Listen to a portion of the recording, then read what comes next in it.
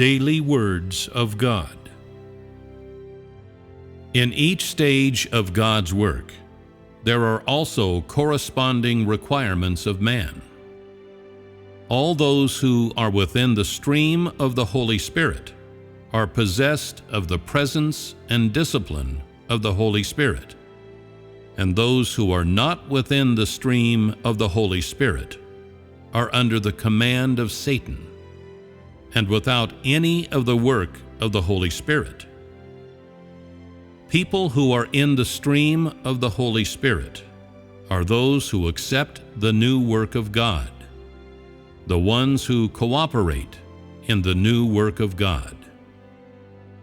If those who are within this stream are incapable of cooperating and unable to put into practice the truth required by God during this time, then they will be disciplined, and at worst will be forsaken by the Holy Spirit.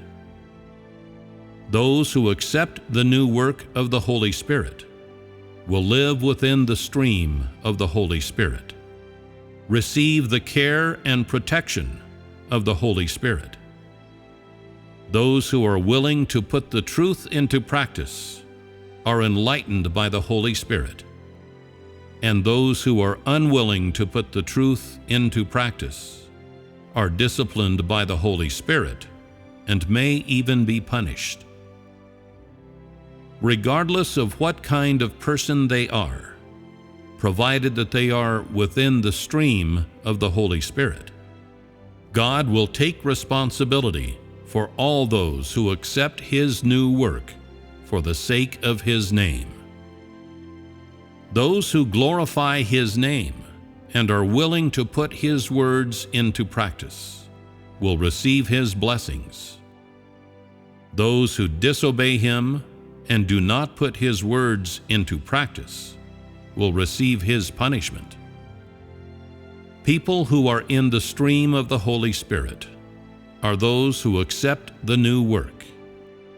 And since they have accepted the new work, they should have the appropriate cooperation with God, and should not act as rebels who do not perform their duty. This is God's only requirement of man. Not so for the people who do not accept the new work. They are outside the stream of the Holy Spirit, and the discipline and reproach of the Holy Spirit do not apply to them. All day, these people live within the flesh.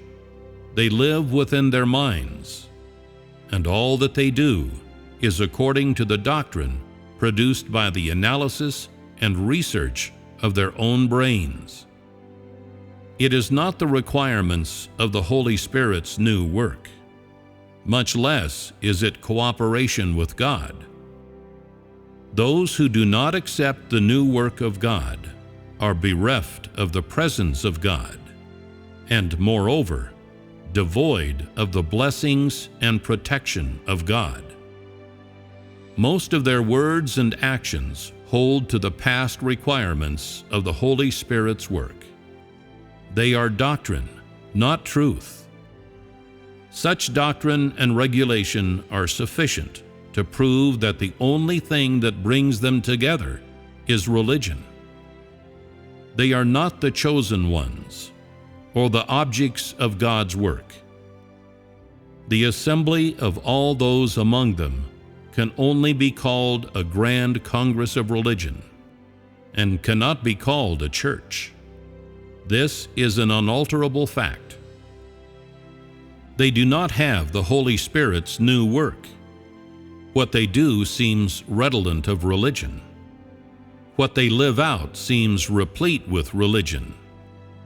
They do not possess the presence and work of the Holy Spirit. Much less are they eligible to receive the discipline or enlightenment of the Holy Spirit. These people are all lifeless corpses and maggots that are devoid of spirituality. They have no knowledge of man's rebelliousness and opposition, have no knowledge of all of man's evil-doing, much less do they know all of God's work and God's present will. They are all ignorant, base people. They are scum that are unfit to be called believers. Nothing that they do has a bearing on the management of God, much less can it impair God's plans. Their words and actions are too disgusting, too pathetic, and simply unworthy of mention. Nothing done by those who are not within the stream of the Holy Spirit has anything to do with the new work of the Holy Spirit. Because of this, no matter what they do, they are without the discipline of the Holy Spirit, and moreover, without the enlightenment of the Holy Spirit. For they are all people who have no love for the truth, and have been detested and rejected by the Holy Spirit.